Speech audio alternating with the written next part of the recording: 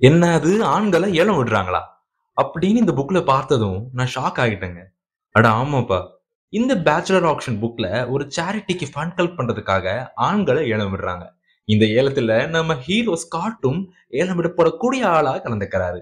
இந்த bachelor ஆக்ஷனோட rules, யார் இந்த ஆண்களை ஏலம் எடுக்கிறாங்களோ அந்த பர்சன் கூட 2 டேஸ் கண்டிப்பா ஸ்பெண்ட் பண்ணியே ஆகணும். அந்த ஸ்பெண்டிங் டைம்ல வீட்டுக்கு வேலைக்கு ஹெல்ப் பண்றது, புது அட்வென்ச்சர்ஸ் ஒண்ணா சேர்ந்து பண்றது, ஏன் டேட்டிங் போகலாம்னு சொன்னா கூட போய் தான் ஆகணும். இந்த ஏலத்துல சும்மா ஒரு பார்வையாளரா கலந்துக்கிறாங்க நம்ம ஹீரோயின் பிளேர். ஒரு பக்காவான லாயர்.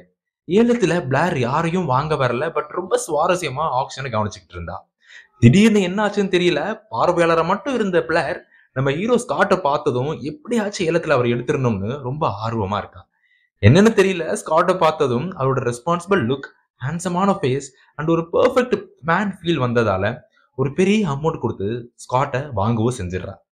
பின்னாலதான் பிளாரோட இந்த செயலுக்கு காரணம் என்னன்னு தெரிய வருது. ஊதாரித்தனமா ஒரு பொறுப்பும் இல்லாம ஊர் சுத்திட்டு இருக்க தான் அண்ணனோட 10 வயசு பையனுக்காக தான் ஸ்காட்டை ஏலம் எடுத்திருக்கா. சின்ன வயசுலயே அம்மா இல்லாம அப்பாவும் அவனோட வளர்ப்புல அவ்வளவா ஈடுபாடு காட்டாம இப்ப ஜெஃப்ரி அவனோட ஆண்ட் பிளார் வீட்டுல தான் இருக்கான். அவனோட அப்பா வழக்கம் போல ஊர் சுத்த போயிட்டான். பல நாட்களுக்கு வீட்டு பக்கம் வரவே இல்லை. இப்போ மொத்த பொறுப்பும் பிளாரோட தலைக்கு வந்துருச்சு. அன்பார்ச்சுனேட்லி தன்னோட அண்ணன் பையன் 10 வயசு ஜெஃப்ரேவை பிளாரால புரிஞ்சிக்கவே முடியல.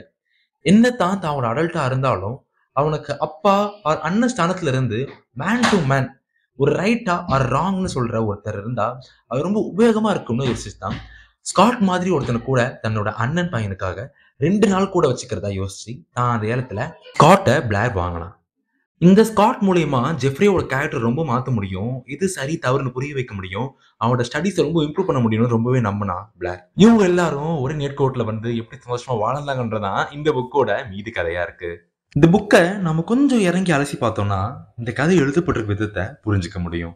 ஆத்தர் அவங்க எழுத்து மூலியமா கடத்தின விஷயங்கள் எந்த அளவுக்கு ஒரு குறையும் இல்லாம நமக்கு வந்து சேர்ந்துச்சுன்னு தெரிஞ்சுக்க முடியும். முதல்ல பாராட்ட வேண்டிய விஷயம், கதாபாத்திரங்களோட கேரக்டரை நம்ம எம்பத்தைஸ் பண்ணி நம்ம உணரணும்னு அவங்க எடுத்த மெனக்கெடுகள் தான். பிளாரோட தனிமையான வாழ்க்கையில ஏன் ஒரு ரெஸ்பான்சிபிள் பர்சனா வாழ்க்கையை கொண்டு போறது மட்டும்தான் ஒரு லாங் டேர்ம் growthக்கான வழியா இருக்கும்னு நம்புறா. சின்ன வயசுல அவளோட பேரண்ட்ஸ் ரெஸ்பான்சிபிலிட்டி எடுத்துக்காம ஃபேமிலியை ஒழுங்கா பார்த்துக்காத பார்த்து எப்படி ஒரு வாழ்க்கை நடத்திடவே கூடாதுன்னு அவ கத்துக்கிட்டா.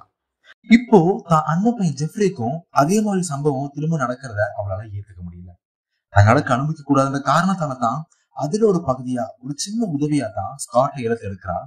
ஜெஃப்ரிக்கு நல்ல குணங்களும் நல்ல விஷயமும் தெரிஞ்சுக்கணும்னு முடிவெடுக்கிறா.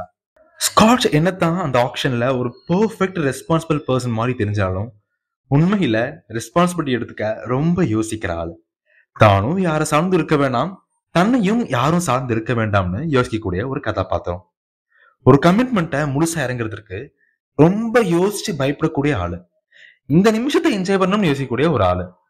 சின்ன வயசுல தான் ஃபேமிலிய ஒரு கார் ஆக்சிடென்ட் இறந்ததோட தீவிரமான பிரதிபலிப்பு தான் ஸ்காட்டோட இந்த வாழ்க்கை முறைக்கு காரணமா இந்த புக்ல எழுதப்பட்டிருக்கு. ஜெஃப்ரே 10 வயசு பையன், ஒரு ஃபாதர் ஃபிகரோட அட்டென்ஷனுக்காக ஏங்குற ஒரு குட்டி பையன்.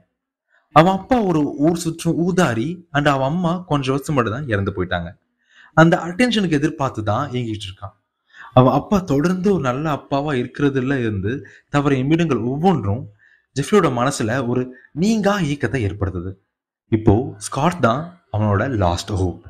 இப்படி ரெஸ்பான்சிபிலிட்டினாலே ஓடி ஒளிகிற ஒருத்தன் ஒரு பக்கம், தங்க லைஃப்ல ஒரு ஸ்டெடியான ரெஸ்பான்சிபிலிட்டி நல்லா ஹேண்டில் பண்ண ஒருத்தன் வருவான் அப்படின்ற இயக்கத்தோட காத்துட்டு இருக்கிற ரெண்டு பேரோட வாழ்க்கையில அவன் வரும் பொழுது என்ன விஷயங்கள் நடக்குது, எந்த ஏமாற்றங்கள் எல்லாம் அவங்க சந்திக்கிறாங்க, கடைசியில ஒருத்தருக்கு ஒருத்தர் இன்னொருத்தருக்காக தங்களை எந்த அளவுக்கு மாத்திக்கிறாங்கன்றத ரொம்ப அழகா கையாளப்பட்ட ஒரு கதை தான் தி பேச்சுலர்ஸ் ஆக்ஷன். இந்த புக்கை நான் யாருக்கெல்லாம் பரிந்துரை பண்ணா, டீனேஜ் அதாவது ஒரு 16ல இருக்கிறவங்க கண்டிப்பா இதை என்ஜாய் பண்ண வாய்ப்புகள் அதிகமா இருக்கு. போஸ்ட் டீன் அதாவது டீனேஜை தாண்டி ஒரு 20-25 இருக்கீங்கன்னா you good even empathise with the people. அவங்களோட எமோஷன்ஸ் கூட நீங்க கோ த்ரூ பண்ற மாதிரி நீங்க ஃபீல் பண்ண கூட வாய்ப்புகள் ரொம்ப அதிகமா இருக்கு. அண்ட் பிக் அடல்ட்ஸ் அதாவது 30 வயசுக்கு மேல இருக்கிறவங்க இதை ட்ரை பண்ணாம இருக்கிறது பெஸ்ட்.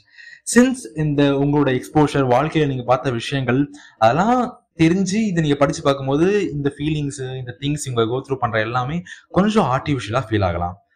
242 பேஜஸ் கொண்ட இந்த புக்கை நீங்க பிகினருக்கு அடுத்த ஸ்டேஜ் இன்டர்மீடியட்டுக்கு முன்னாடி ஸ்டேஜ்னா கண்டிப்பா படிக்கலாம். 70% பேஜஸ் வந்து ஒரு மீடியம் பேஸ்ல வேகமாவே நகர்ந்துரும்.